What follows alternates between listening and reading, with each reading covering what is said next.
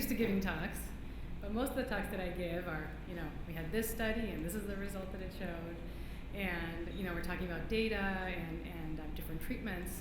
But most of those studies don't distinguish between men and women. It's kind of like an all size fits one. And I look around the room and I'm so thankful to see a lot of familiar faces. And I think about the patients of mine that are here in the room, and I know that your journey has not been a straightforward one, and it's not necessarily something that is included in the guidelines. And I know that the way that you got diagnosed, or the way that you've responded to treatment, or the clinical trials that you're on are not necessarily included in many of the slides. So I'm happy to have this space to kind of talk a little bit more about more consensus guidelines and opinions about the ways that we practice medicine, because all the guidelines that we look at don't specify if you're a physician treating a woman, you should diagnose them this way, or you should recognize their symptoms this way. So hopefully I can touch upon a little bit of those issues during this talk. All right, so I'll talk about a few different things. So gender and MPN, what we know, and a lot of what we don't know. Then I'll spend some time talking about symptoms, fertility considerations, pregnancy, contraception, and menopause. So in terms of epidemiology of the MPNs, so the average age of diagnosis is when patients are older, but of course, we all know that MPNs occur in younger ages as well. And about 20% of patients with an MPN are diagnosed when they're younger than 40, which I always find to be a very staggering number. ET is most common in younger patients, followed by PV, and MF is rare in younger patients, but of course it does occur. And women are more commonly have ET versus PV and MF. And myelofibrosis is more common in men than in women. And so that epidemiology just kind of sets the stage that many of the things that make women unique are also specifically important when you're diagnosed with an MPN.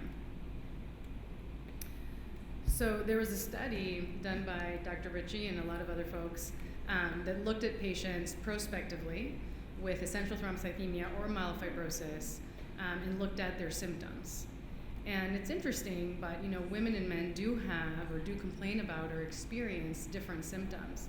Fatigue is one of them that is experienced by women more than by men, as well as issues with abdominal discomfort, early satiety, getting full early, having night sweats, and other symptoms. And so I think, again, we normally think about all these symptoms as being the same for men and women with MPN, but they are different depending on the disease that they have. With myelofibrosis patients generally experiencing more symptoms than patients with ET, but obviously every patient with an MPN is at risk for experiencing a lot of symptoms. So what do the studies show? So women suffer from more fatigue than male patients, or at least they vocalize that more than male patients. And they also, like I said, may struggle more with abdominal symptoms, and this may be due to many different things. So like the scores just ask about abdominal symptoms. That can be due to many things, not just having an enlarged spleen. And what's interesting too is, women are more likely to take medical disability than male counterparts. So the symptoms affect women with MPN perhaps differently than they do affect males, and that obviously has significant implications for their ability to work, take care of kids, being wives and mothers and members of the workforce, et cetera. And so here's another study looking at differences in symptoms, and the darker lines are females and the lighter ones are males, and the ones that have the little stars means that there's a difference. So you can see there's a lot of little stars. And so really there are a lot of differences in what women experience in their symptoms as opposed to what men experience in their symptoms, with, again, fatigue being a pretty significant one, but really there's lots of different differences that are seen, including difficulty sleeping, again, the abdominal discomfort, abdominal pain. Sexuality is actually more commonly expressed in male than in females. But so anyway, there's differences in the way people experience these diseases. So going back to that initial slide where I was talking about when women are diagnosed with an MPN, a significant percentage of the patients we take care of are still in their childbearing years.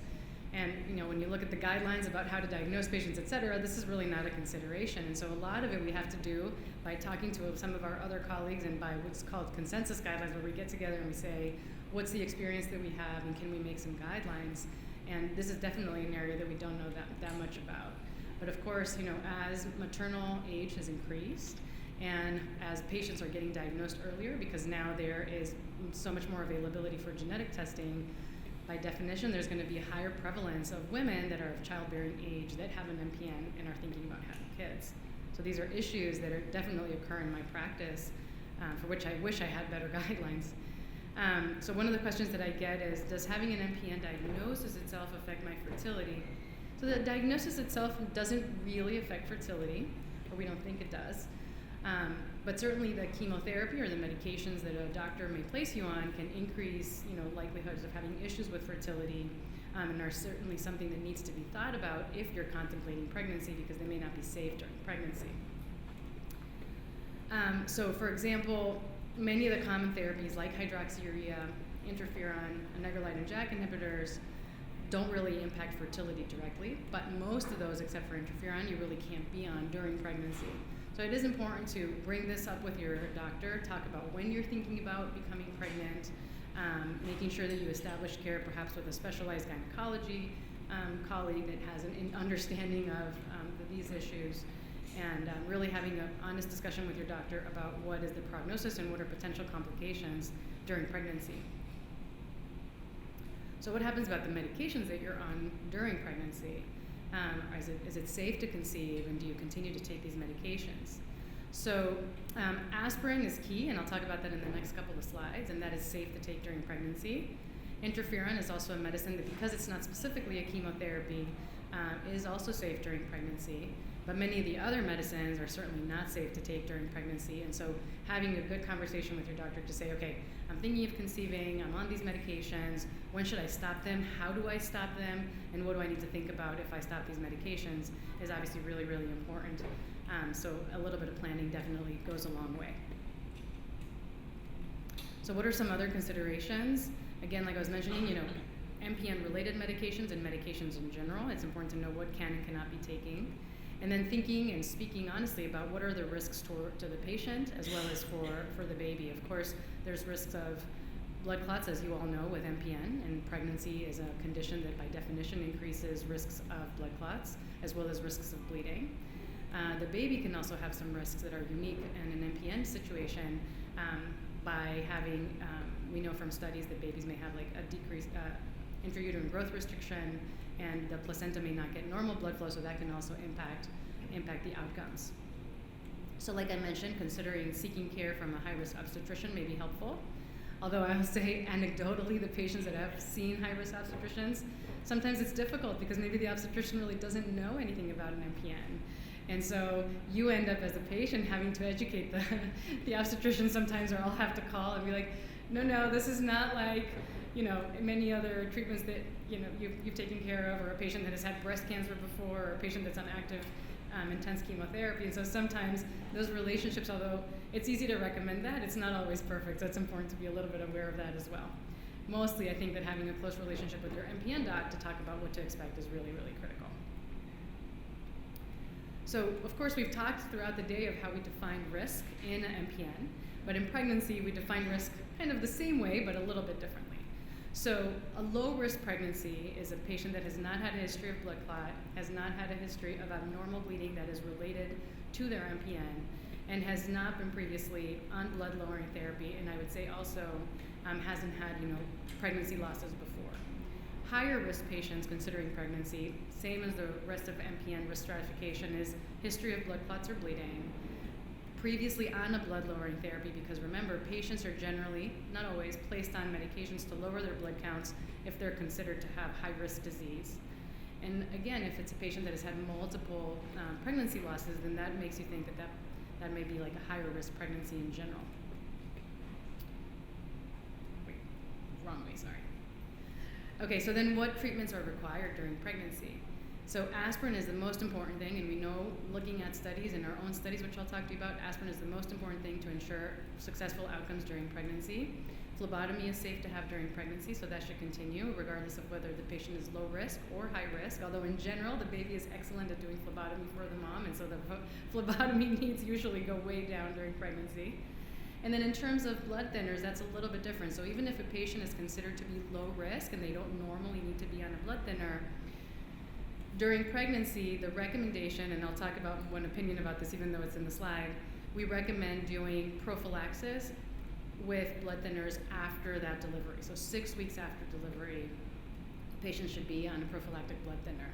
And then if the patient is a high-risk patient, somebody that has had blood clots before, they need to be on a blood thinner throughout pregnancy, and that blood thinner is likely to be different than the one they were on before pregnancy or the one they'll go back to after pregnancy. So the guidelines, is interesting, say that blood thinners are recommended 2 weeks before the due date. And I find that to be a very difficult recommendation to enact in practice, because when is 2 weeks before the due date? And so I think generally in practice that doesn't really happen. Even if somebody is going to be induced, it's hard to really predict that. And then I feel like that also puts people at risk to having more bleeding during delivery. So that 2 week part before due date, I don't usually do that in practice. Oh my gosh, sorry. Okay, so then in terms of practical, again, this is the recommendations, but it's not necessarily always easy to enact. So stop aspirin around the time of delivery, really just probably the day of. And if you are doing that anticoagulation of the blood thinners throughout the pregnancy, blood thinners can be stopped before labor, which again, unless you're having an induction, it's really difficult to predict that. And then medications to lower blood counts, we talked, interferon is the one to be on. And hydroxyurea cannot be given during pregnancy and really can't be given during breastfeeding either. So in terms of data, like I was talking before, what I'm more used to is talking about what we've looked at and what do we know. We looked at, across the Dana-Farber Harvard Cancer Center hospitals, Brigham and Women's and Beth Israel and Dana-Farber, we looked at our experiences with pregnancy. So 130 pregnancies in 60 patients. Most of them had essential thrombocythemia, because that's more common in younger patients, and most of them, not surprisingly, with a JAK2 mutation. With a median age of pregnancy at age 34. And I think the good news is that the live birth rate was essentially pretty similar to the general population. And so I think that's pretty important. And most patients didn't have issues with either blood clots or with bleeding. So what we learned is that there's definitely an opportunity for more studies. And maybe patients previously weren't treated the same way that they are now, because there's definitely more awareness in a lot of these patients. And like I said, the good news is that the live birth rate is similar to the general population, but really the thing that we learned that was the most obvious thing was that aspirin was really important to improving those pregnancy outcomes. The patients that didn't have good pregnancy outcomes oftentimes were not on pregnancy. And then prior pregnancy loss, not surprisingly, increases the risk for future pregnancy loss. And that's true of the general population as well. So switching from pregnancy to birth control, this is an issue that comes up a lot too. And again, it's not based on a tremendous amount of data, but we generally think that estrogen-containing birth control increases the risk of having blood clots, and in general in MPN, we're worried about blood clots. And so the general recommendation is to avoid estrogen-containing birth control. I recently had a patient who was very young and had a calreticulin mutation, and she asked me, really, can I not be on an estrogen-containing birth control? And I think that that's really an area where we don't know, because younger patients with calreticulin mutations have low risk of having blood clots to begin with.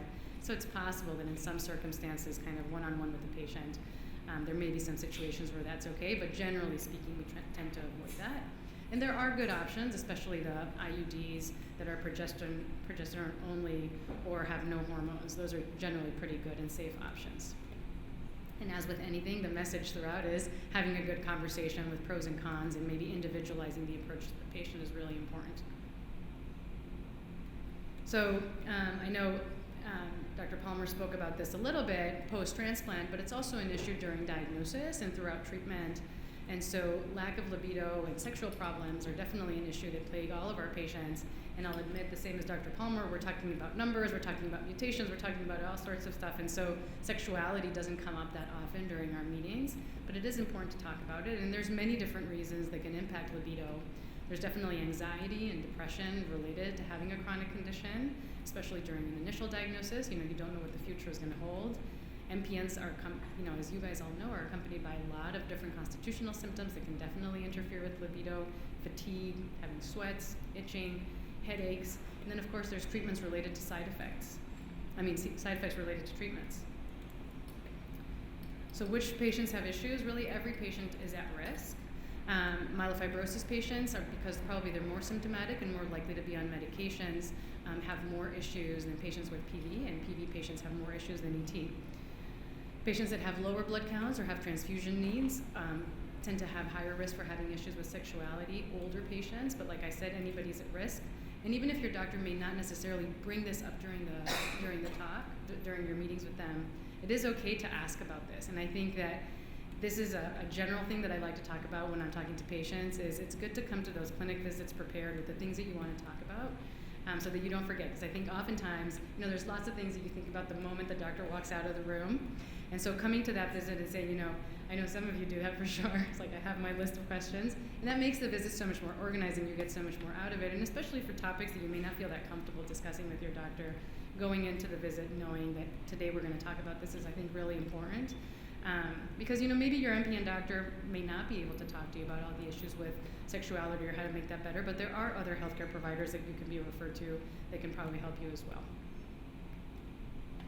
So then, moving to the not pregnancy or birth control, but the other end of the spectrum, menopause.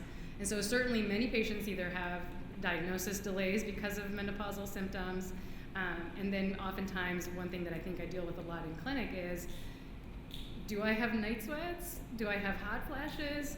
Do I need to be started on a medication because of these symptoms? Or is it menopause? And sometimes, it's really hard to tell. We don't have a test that can tell us if the symptoms are because of menopause or they're because of the myeloproliferative neoplasm. And that's not just true of hot flashes.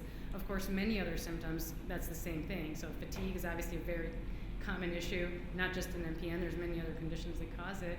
So trying to sort out, is this a symptom of your MPN or is this a symptom of something else is really important. I think sometimes it just requires a little bit of trial and error of saying, all right, it sounds like this is related to menopause. Why don't we try treating this as a hot flash the way that we would for a non-MPN patient? And if that doesn't work, then maybe we can think of more MPN-specific therapies. And I think just being aware of the fact that there's going to be some things in your MPN treatment that are very much guideline-driven, and we have risk scores and mutations and et cetera.